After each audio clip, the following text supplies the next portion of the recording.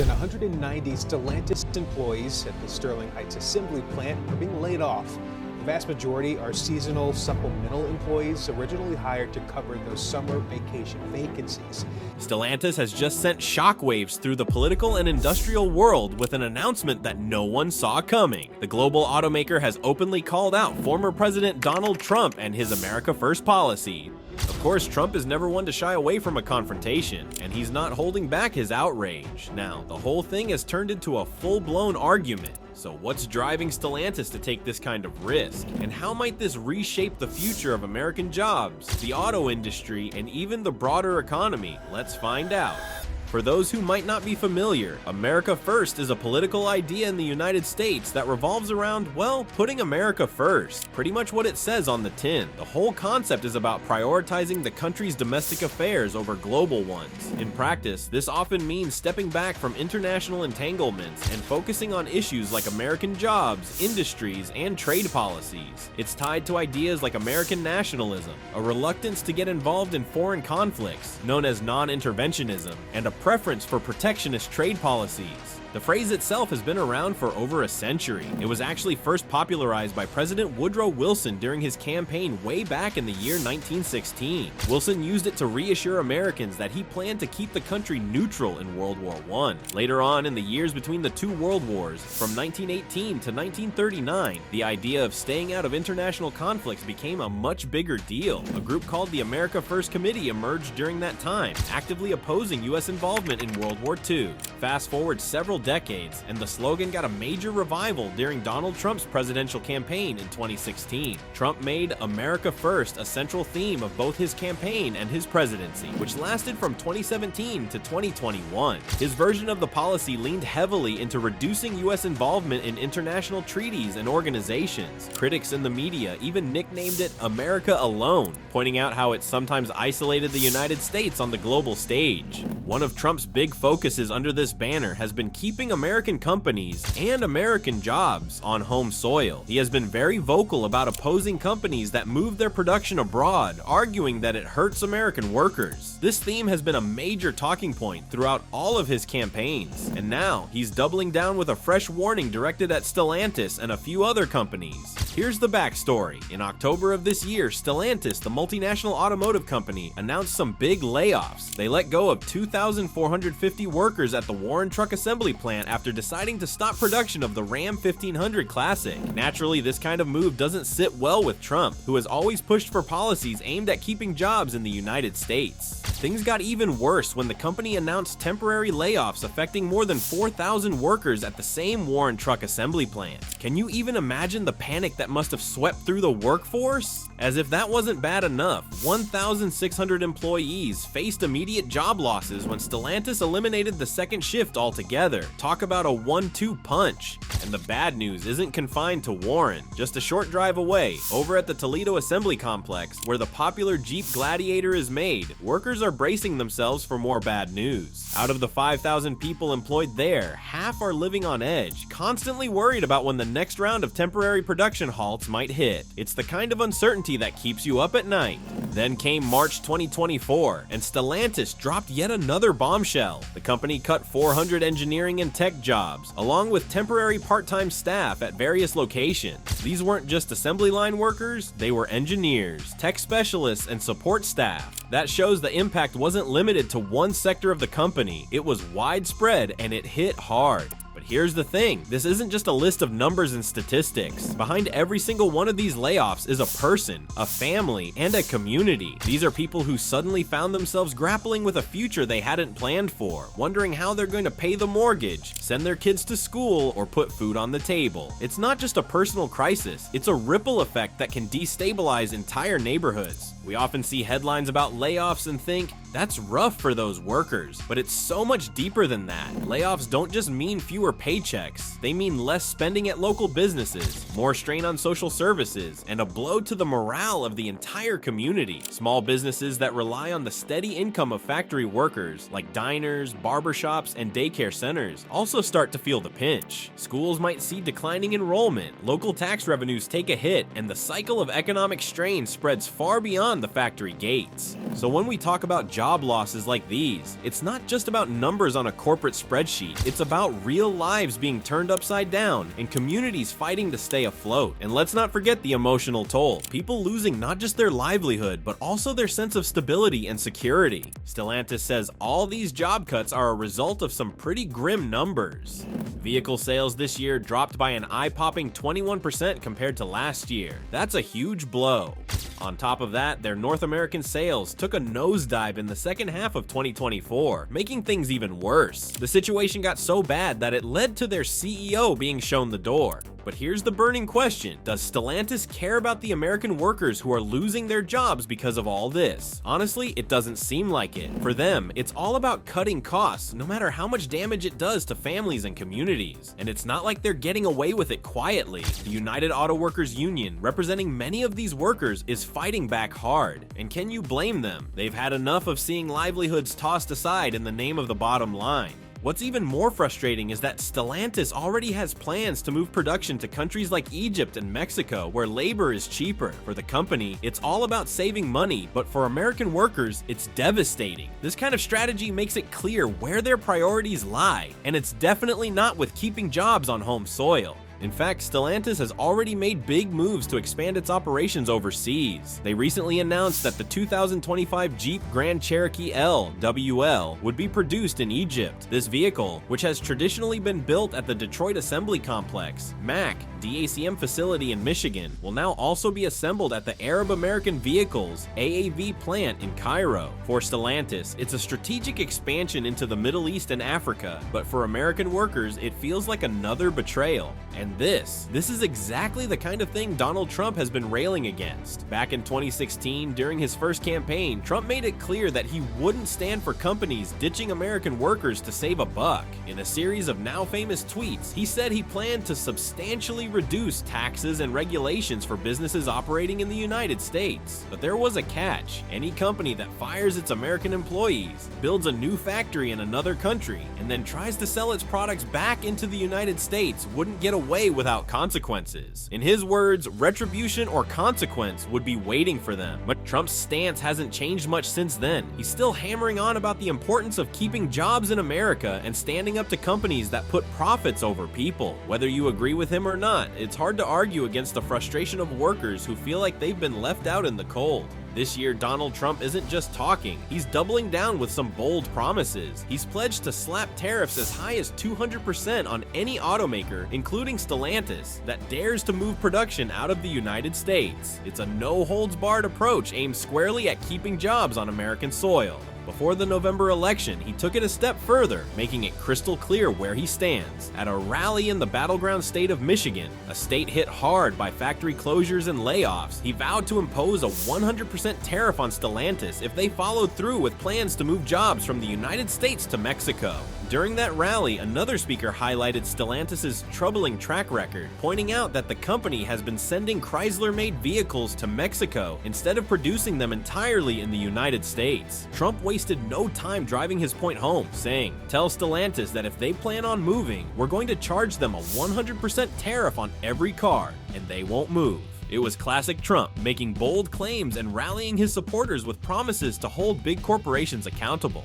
His comments resonate deeply with rural America, where the loss of factory jobs has hit hardest. Communities across the country are grappling with the fallout of large manufacturers hollowing out factories, laying off workers, and making cuts in response to a slowing economy. For these communities, the threat of jobs moving overseas isn't just an economic issue, it's a personal one. It's about livelihoods, families, and the survival of towns that have already seen too many closed signs on factory gates. But here's the kicker. Despite all the warnings and promises of tariffs, Stellantis doesn't seem to be backing down. They appear to be forging ahead with their plans, focusing more on their bottom line than on the American workers left in the lurch. It's the kind of corporate maneuvering that fuels the frustrations Trump has tapped into, especially in states like Michigan, where manufacturing jobs are more than just jobs, they're a way of life. Trump's plans to impose heavy tariffs could shake things up in a big way, potentially rewriting the rules of trade in North America. His proposals would upend the United States-Mexico-Canada Agreement, USMCA, the trade deal he himself negotiated back in the day. Mexico and Canada, two of America's closest trading partners, currently enjoy exemptions from most tariffs under this agreement. But Trump's latest rhetoric suggests that could all change if he has his way. And the tariff talk doesn't stop at our neighbors. Trump has also promised to increase tariffs on goods from China by an additional 10% on top of the measures already in place. While China doesn't ship a ton of cars directly to the United States, it's a major player in the auto parts industry, especially when it comes to affordable components. If Trump follows through, it could make cars more expensive across the board, not just for imported models, but also for vehicles assembled right here in the United States, where many Chinese-made parts are used. After these threats, Stellantis, along with other car manufacturers, saw their stock fall by a significant amount. The automotive industry plays a massive role in trade between the United States, Mexico, and Canada. A whopping 26% of imports from Mexico to the United States come from the auto sector, including vehicles and parts, while 12% of imports from Canada fall into the same category. That's a significant chunk of trade tied directly to the cars and trucks we drive every day. Nearly every major automaker operating in the United States has factories in Mexico, but companies like General Motors, GM, and Stellantis have taken things a step further. They produce some of their most profitable vehicles, full-size pickup trucks, south of the border. These trucks are a big moneymaker for both companies, so any disruption to trade policies would hit them where it hurts most, their bottom line. The ripple effects of trade uncertainty can be seen in the stock market too. On the day these potential changes were announced, Chrysler parent company Stellantis, which has 4 major plants in Mexico and Canada, saw its stock tumble by 5.7%, closing at $12.61 per share. That's a significant drop for a single day. Ford Motor, which has less exposure in Mexico and Canada but still produces vehicles in both countries, saw its shares dip 2.6%, closing at $11.10 per share. Other automakers with production in Mexico, like Toyota Motor and Honda Motor, weren't spared either. Their stocks also fell, although by smaller margins, 3% or less. It's clear that the potential for new tariffs and disrupted trade is making investors nervous. These declines shows just how intertwined the auto industry is with international trade, particularly within North America. Any major policy changes, like the ones Trump's administration is considering, could send shockwaves through the sector, affecting everything from where vehicles are made to how much they cost consumers. For automakers like Stellantis and GM, which rely heavily on cross-border production, the stakes couldn't be higher. Trump argues that these moves would bring jobs roaring back to the United States. His logic is straightforward. By making it more expensive for manufacturers to operate in other countries, they'd have no choice but to close those plants and shift production back to America. In theory, this would mean more factories and jobs for American workers. But here's where it gets tricky. Modern cars are like giant puzzles, with parts coming from all over the world. Even cars built in US factories rely heavily on imported components, especially from countries like China. Replacing those parts with American-made ones would be a tall order, and not just because of the supply chain. Producing everything domestically could drive up costs significantly, making it far more expensive to build a car in the United States. That could lead to higher prices for consumers and potentially fewer buyers, which isn't exactly a win for anyone.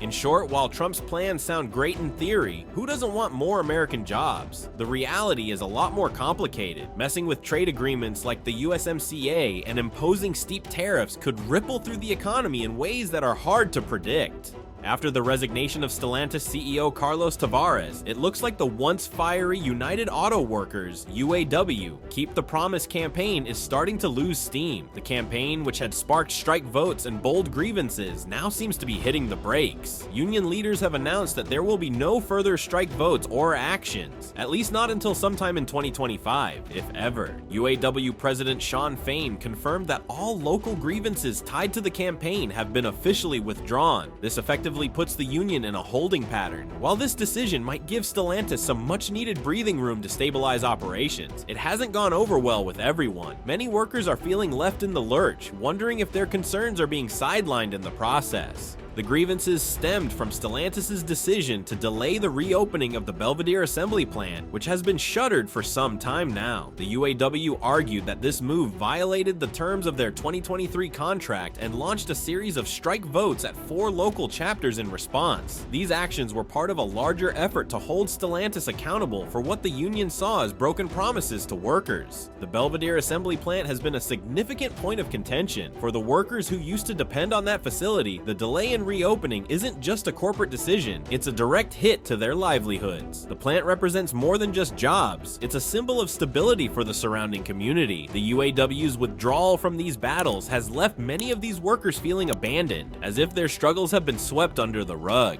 For Stellantis, the pause in union actions might be a welcome relief during a turbulent time, but for the workers, this new holding pattern feels like a loss. Many are asking tough questions. What happens next? Will the union reignite its fight down the line, or has the fire gone out for good? UAW president isn't afraid to shake things up, and he has also signaled that the union might be open to working with the incoming administration of Donald Trump on trade policies. Speaking to the Detroit News, Fain said, "If this administration is willing to tackle bad trade deals and support the right to form unions, then we're game." That's a bold statement from the head of a union that's traditionally been closer to Democratic leaders, but it reflects the high stakes for workers in today's economy. Trump, never one to miss a chance to make a headline, responded with his own power move. He tapped Republican Congresswoman Lori Chavez DeRimmer as his pick for labor secretary. Chavez DeRimmer's resume is anything but ordinary. She blends right-wing politics with a surprising pro-union streak. One of her standout moves has been backing the PRO Act, a piece of legislation designed to strengthen union rights. This has raised some eyebrows on both sides of the aisle, with conservatives questioning her union-friendly stance and progressives eyeing her broader Republican credentials. For Fain, this isn't just about finding common ground on trade deals or political posturing, it's about holding people in power accountable. Under his leadership, the UAW's Keep the Promise campaign has been relentless, and he's not shy about taking credit where it's due. Fain has openly accused Stellantis' former CEO Carlos Tavares of mismanagement, pointing to his handling of the company's recent challenges. According to Fain, Tavares just wasn't up to the task of leading the automaker through these turbulent times, and the campaign played a key role in pushing him out. But Fain's strategy goes beyond boardroom battles. His willingness to engage with the Trump administration shows he's playing the long game. He's looking for ways to protect American jobs, keep plants open, and strengthen unions in a rapidly changing economic landscape. It's a bold and calculated move, one that could set the tone for the union's future and reshape its relationship with political leaders on both sides of the aisle. Amid all the uncertainty surrounding tariffs and trade policies, Stellantis NV's Ram pickup brand is signaling that it's willing to adapt. The automaker is considering revising its plans to expand into lower-cost countries, like Mexico, if President-elect Donald Trump follows through on his promise to impose hefty new tariffs on the auto industry. Chris Fuel, who took over as head of the Ram brand in June, shared some insights during an interview at the Los Angeles Auto Show on Thursday. According to Fuel, the company is actively exploring changes to its factory and supplier networks that could help them navigate any potential disruptions caused by the incoming administration. It's clear Stellantis is bracing for the possibility of major shakeups in the way they do business. Fuel pointed out that some of the lessons learned during the pandemic could come in handy now. "We had to get creative during the pandemic," she said, referencing how the company found new suppliers and even redesigned parts to keep things moving. That same adaptability could prove invaluable if tariffs or administrative decisions from the Trump administration create challenges for the auto sector. "It's obviously part of all the scenario planning we're doing," Fuel explained, noting that no concrete decisions have been made yet. The big question Stellantis is grappling with: how do we need to think about manufacturing and sourcing strategies given where tariffs or the administrative decisions could go? For now, it's a waiting game. Stellantis is keeping its options open, knowing full well that changes in trade policies could have significant ripple effects across their operations. Whether it means shifting production, finding new suppliers, or rethinking their approach entirely, one thing is clear: they're preparing for all possibilities. Ram is also gearing up for some exciting new launches, but first, they've got a bit of housekeeping to do, namely clearing out their current truck inventory. But why the rush? Well, two major new models are on the horizon, but their release dates have been pushed back from late this year to mid-2025. These aren't just any trucks either. Ram is launching an all-electric Ram EV and the Ram Charger, a battery-powered pickup with a unique twist. It comes with an onboard gas generator to boost range and towing capacity. It's a bold step into the future, combining electrification with practical features for heavy-duty drivers. But there's a storm cloud hanging over these plans: the potential loss of the $7,500 consumer tax credit for electric vehicle purchases. EVs are already pricey, and without that financial incentive, convincing buyers to go electric could become much harder. Chris Fuel, head of the Ram brand, acknowledged the risk, saying it could slow adoption just when they're trying to bring these innovative trucks to market. The worry isn't just theoretical either. According to a recent Reuters report, Trump's transition team has floated the idea of scrapping the tax credit altogether as part of a broader tax reform effort. While nothing is set in stone, the prospect has automakers like Stellantis bracing for the possibility of an uphill battle in the EV market. Despite these challenges, Stellantis is staying the course with its diverse lineup of gas, hybrid, and fully electric trucks. For now, there are no immediate plans to make major changes to what powers their vehicles. It's important to stay true to our strategy, Fuel said. Still, she left the door open to adjustments, adding, "If we need to pivot with regard to the mix that those products represent, then that is certainly an option for us to take a look at." This balancing act highlights the tightrope automakers are walking as they navigate a rapidly shifting landscape. Ram's upcoming EV models signal their commitment to a greener future, but losing a key consumer incentive like the tax credit could complicate that mission. At the same time, staying flexible with production plans ensures they can adapt to whatever comes their way, whether it's changing consumer demand, new policies, or market trends. What do you think about Trump's policies and Stellantis plans? Let us know in the comments section. Also, make sure to like this video, subscribe to our channel, and activate the notification bell to stay updated with all our latest videos. While you're still here, click the video on your screen to see more interesting content like this one.